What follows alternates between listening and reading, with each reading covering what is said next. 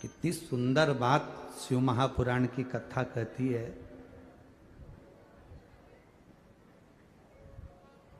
आप जब उन्नति की सीढ़ी पर चढ़ रहे हो और परिश्रम कर रहे हो और मेहनत कर रहे हो, आप जब विकास की ओर आगे बढ़ रहे हो, उन्नति की ओर आगे बढ़ रहे हो, मेहनत कर रहे हो, परिश्रम कर रहे हो, और तुम्हारे परिश्रम को देखकर, तुम्हारी मेहनत को देखकर अगर कोई हंसे नहीं तो समझ लेना कि तुम सफल नहीं हुए।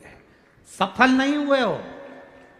जब दुनिया के लोग तुमको ताना देना चालू कर दे, आड़ा टेढ़ा बोलना चालू कर दे और तुम पे हंसना चालू कर दे, समझ लेना कि अब तुम्हारी उन्नति निश्चित हो गई है।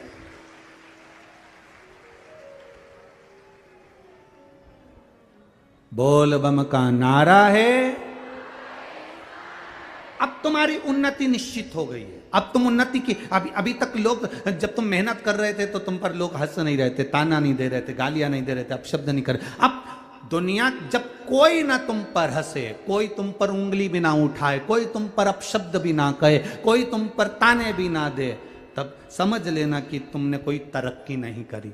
अब जब तुमको लोग गालियां देने लगे, ताने देने लगे, अपशब्द कहने लगे, तब समझना कि मेरे भोलेनाथ ने हाथ पकड़ लिया, अब मतलब मैं उन्नति की ओर बढ़ना चालू हो गया हूं। इसलिए मेरी बुराई होने लगी, मुझे लोग अपशब्द कहने लगे, मुझे लोग ताने देने लगे, मेरी अब उन्नति की ओर में बढ़ना प्रारंभ कर दिया हूं। हमें क्या लगता है कि हमें लोग गाली दे रहे हैं, हमें लोग अपशब्द कर रहे हैं, हमें लोग ताने दे रहे हैं, मतलब मैंने कुछ गलती, ना ना ना, आपको दे दिया ना गाली, लोगों ने अपशब्द कह दिया ना, ताने दे दिया ना, समझ लो कि आगे बढ़ गए। जिस बहू को सास के अपशब्द ज्यादा मिलते हैं, वो बहू जिंदगी में कभी हार नहीं मानती, उन्नति की ओर बढ़ती चली जाती। ताने मिलेंगे ना आपको, अपशब्द मिलेंगे ना आपको, आप क्यों हारते हो? आपकी सास ने कुछ कह दिया, आपकी हिम्मत हार गई। आपको सास ने कह दिया कि तू तो बेकार है और तेरी जिंदगी भी बेकार निकलेगी, तो तुम ये हिम्मत मत हारना, तुम्हारी सास तुमको पक्का कर रही है, पक्का। चलो जीजियों, आप में से कितनी लोग हैं जो पापड़ बनाती हैं? कभी पापड़ बनाया है? पापड़ चने का, मूंग का बनाया? सबने हाथ ऊंचा करो, किस किसने बनाया है? जरा बनाया है? धर लो धर लो धर लो, बहुत बढ़िया। हमने भी बहुत बनाया हो, ठीक है। हमने बनाया। पापड़ बनाने वाली माताएं जानती है कि जो वो पापड़ का जो आटा होता है ना, उसको चने की दाल का जो आटा होता है, उड़द की दाल का, मूंग की दाल का जो आटा होता है, उसको अच्छा मसने के बाद उसको कूटना पड़ता है।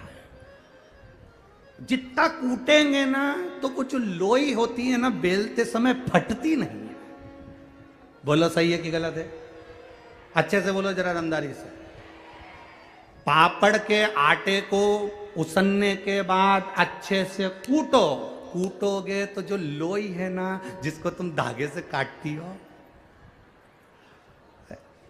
जिसको तुम पांव के अंदर धागा ऐसे बांध लेती हो और बाद में लोई काट काट के डालती है, तो तुम अंदाजा लगाना कि वो जो लोई है ना, वो लोई तुम अगर अच्छे से वो कुट गया, अच्छे से वो लोई, अच्छे से वो पिंडा पिट गया, कुट गया, तो फिर तुमने जब पापड़ बेलना प्रारंभ करा तो वो पापड़ बीच में से फटे ही नहीं। और जिस आटे को अच्छे से नहीं कूटा जाता, उसमें कितना ही तेल लगा के तुम बेल लो, वो फट जाए, फट गया। जेन ज़ी वर्सेस मिलेनियल्स, चलिए देखते हैं इन दोनों जनरेशन्स में कुछ कॉमन है भी या नहीं। आप किसी को कॉल कैसे करते?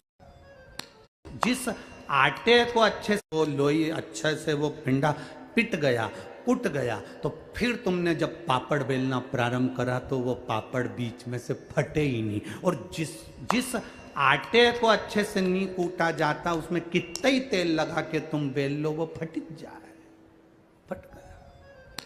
वो फटे बीच में से, बार बार फटे, बार। बस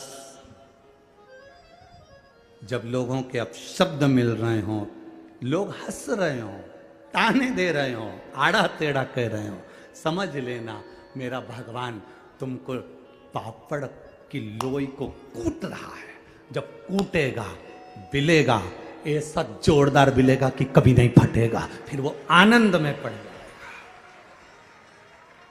फिर पापड़ का नियम दूसरा, पापड़ का दूसरा नियम बताया कि पापड़ बनने के बाद सूखने डालो, पर किसी की छाया नहीं पड़ जाए। समझ गई हो क्या है? बोलना तो नहीं पड़ेगा।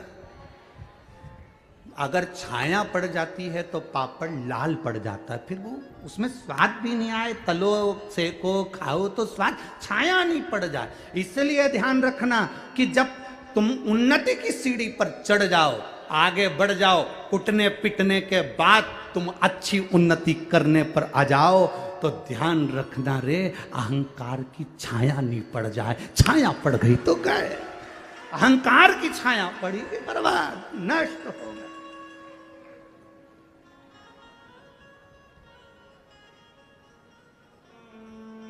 छाया ना पड़े।